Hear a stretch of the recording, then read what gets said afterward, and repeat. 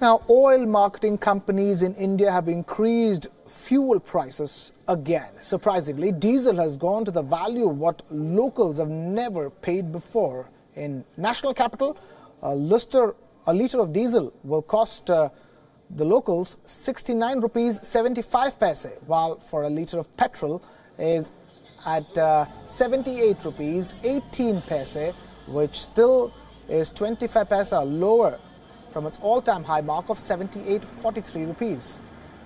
According to state-owned fuel retailers, diesel price was hiked by 14 paise and petrol by 13 paise per litre in a single day.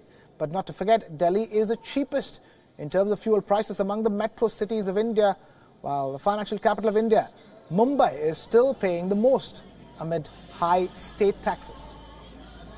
Mumbai locals need to pay 85 rupees 60 paise for a litre of petrol, but for the first time crossed the 70 mark today and sell at 74 rupees 5 paise a litre, its all-time high mark in the city. Diesel in Kolkata is 70 rupees 60 paise per litre and petrol is 81 rupees 11 paise. In Chennai, diesel per litre cost is 73 rupees 69 paise and petrol is at 81 rupees 22 paise per litre. And in Bengaluru, per litre diesel cost is 71 rupees 99 paise and petrol is at 80 rupees 72 paise. Fuel prices have shown no signs of relaxation since August 16 after the rupee dipped to its lowest value against the greenback, and today the rupee has touched its all-time low of 70 rupees 53 paise against a dollar. In the last 14 days, petrol prices have risen by over 1 rupee per litre and diesel also by the same amount.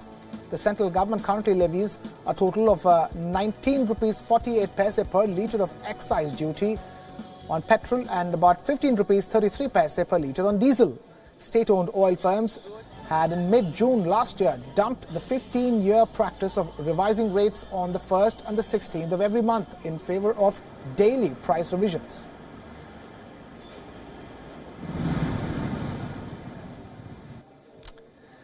India's central bank, the Reserve Bank of India, has released a report on demonetization, and that was carried out in November 2016. RBI says as many as 99.3% of the old 500 and 1,000 rupee notes that were banned overnight in November 2016 have been returned.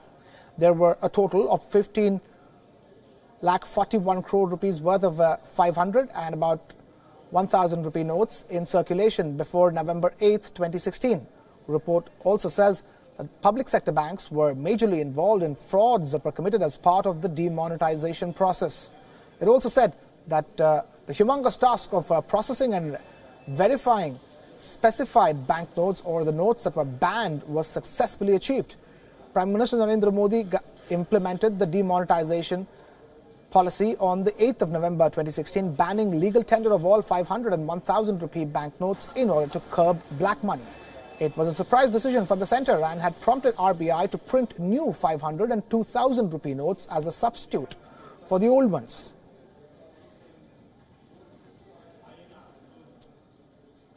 Now, the Shanghai Cooperation Organization, or the SCO's peace mission exercise has ended at Chebarkul in Russia. All member nations, China, Russia, India, Pakistan, Kyrgyzstan and Tajikistan participated. The Indian Army took part in the difficult helicopter-borne operations on the concluding day. Take a look at this report.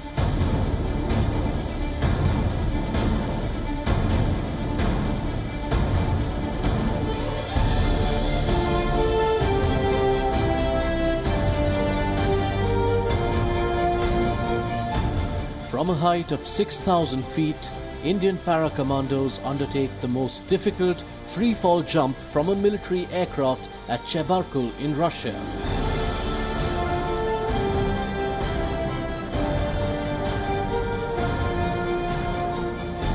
The para-commandos brave the bad weather as they take the plunge, their only aim to plug an enemy escape route.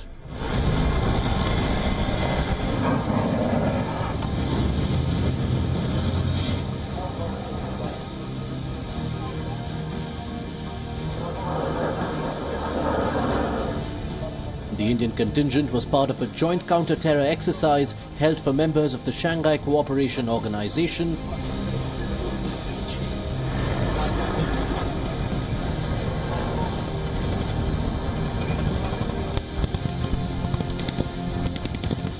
A strong 200-member Indian team showcased Indian military might and expertise during the 6-day drill.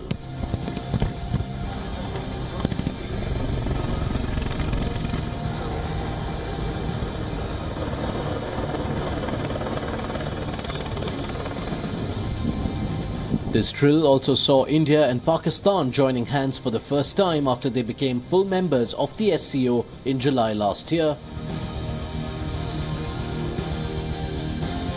While most of India's intelligence gathering machinery works on tracking terrorists supported by the Pakistani military, analysts believe this exercise would provide both countries a rare opportunity to enhance military exchanges and gain trust.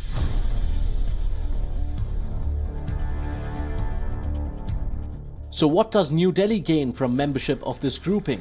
Analysts believe the SCO could act as a geopolitical counterweight to NATO. India's participation gives it a greater say in shaping anti-terror policies. India is also expected to get greater access to major gas and oil exploration projects in Central Asia, helping it tackle its growing energy needs.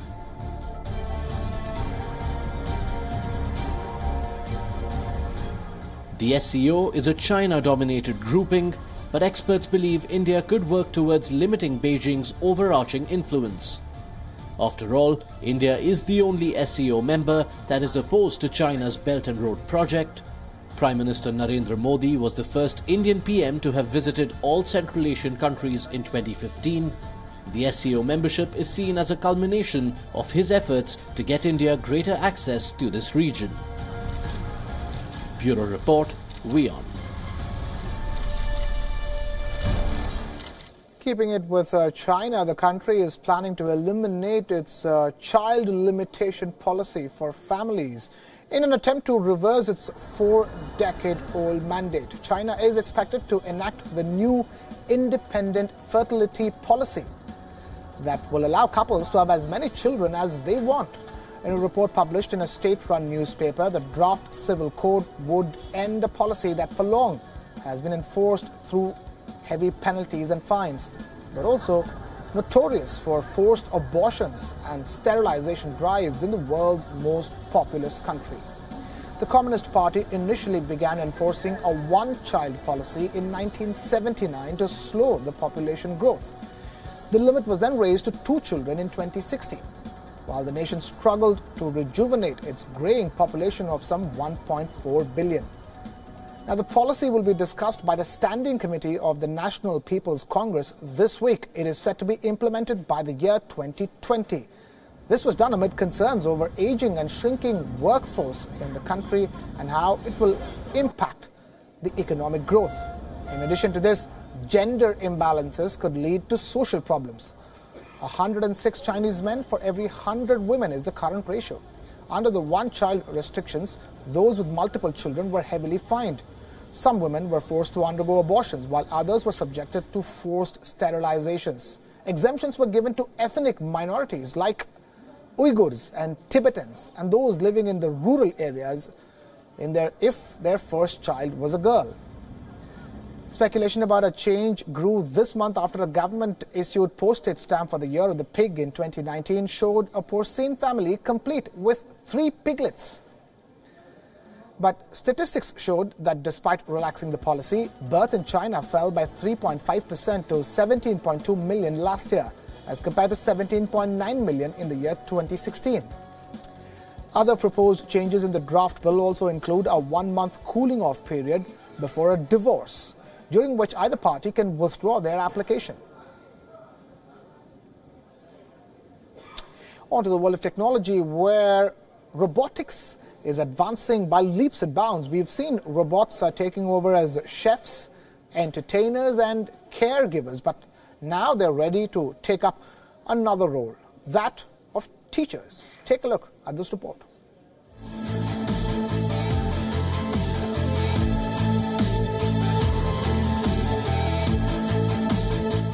Robots are replacing humans in factories, kitchens, and even hospitals. And not just that, they also deliver groceries and provide companionship to the elderly. Now, robotics is taking the next step forward. Welcome the robot teacher. Yes, you heard that right. Robots in China have started invading kindergartens. Meet Kiko, a roundish robot educator. It measures under 2 feet in height and has a screen in place of a face. In fact, it looks adorable. But what exactly does it do? It tells stories and challenges children with logical problems. The armless robot zips around on tiny wheels, and its inbuilt cameras double up as navigational sensors. This educational robot is a hit in several kindergartens in China. Kiko robots are already serving in over 600 kindergartens across China, and its makers are hoping to expand into Greater China and Southeast Asia.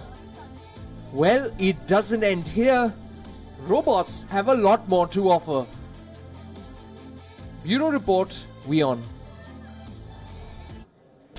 Meanwhile, in a trial run, a self-driving cab has successfully ferried 3 passengers across the busy streets of Tokyo in Japan. This was the world's first demonstration of a public taxi ride by an autonomous vehicle and raises the prospect that the service will be ready in time to ferry athletes and tourists between sports venues and the city center during the 2020 Summer Olympics. The route was not entirely automatic, as some portions of the route still required a driver to control the vehicle. The Japanese robotics developer company that built the technology has said that more trials will take place over the next few weeks, with 1,500 people reported to have applied to take part. The trial took place as transport giant Uber is intensifying efforts to develop a self-driving vehicle. Uber is heavily competing and pitting itself against rival initiatives in Japan, the US and Europe. 移動手段を持たない方に、助けたい。移動手段を持たない方を助けたい。交通弱者を交通楽者に、していきたい。そういう思いで、自動運転のタクシー、自動運転タクシーの構想を、しました。本当に普通のタクシーでした。だからこうぼんやり乗ってると自動ってことを結構忘れちゃう感じでした。で車自体も本当にタクシーっぽい感じになってるんで本当にタクシー乗ってる気になりましたね。Now, if you're a fan of vanilla ice cream, then brace yourself. The world could be heading towards a shortage of everyone's favorite basic flavor this summer. Vanilla prices are now the highest than ever before at $600 per kilogram. This makes the vanilla bean more valuable than silver. In fact, the cost of vanilla is about 10 times what it used to cost just a few years ago. Most of the world's vanilla is growing in Madagascar, where the market has been on a bit of a roller coaster. The island was hit by Cyclone Inao last year in March, which destroyed many of the vanilla orchids which produced the seed pods. To make matters worse, the tropical island suffered a major drought just after the storm. Vanilla is the second most expensive spice in the world after saffron and is a difficult spice to cultivate. Vanilla is extracted from the delicate vanilla orchid flower and can take 5 years to get from the ground to the table. Used in chocolates, cakes and drinks as well as ice creams, vanilla is one of the world's most popular flavors. So far, ice cream makers have been absorbing the price, but this year has forced one high-end London gelato chain to pull its vanilla ice cream off the menu. And some bigger companies have raised prices.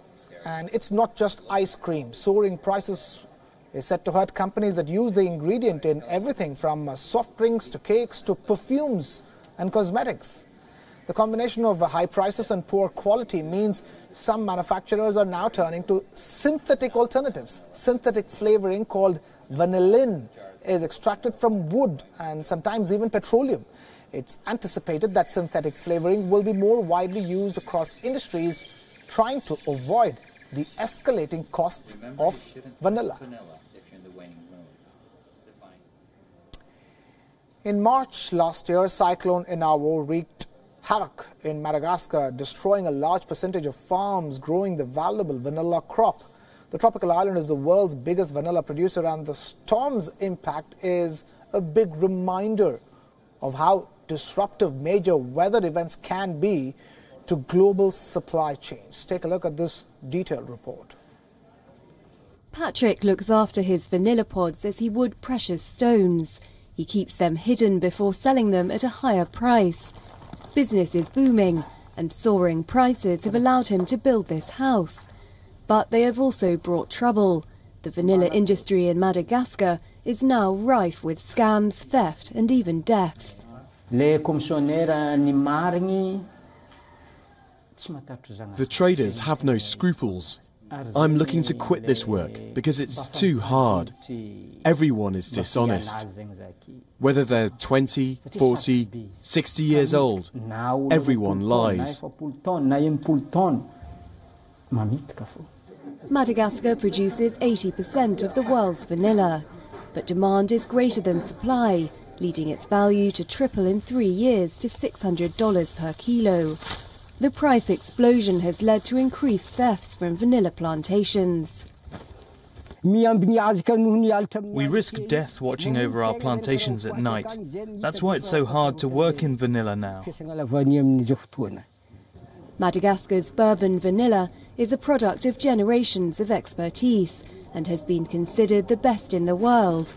But fear of theft is forcing some growers to pick their pods too early, resulting in a drop in quality and declining standards.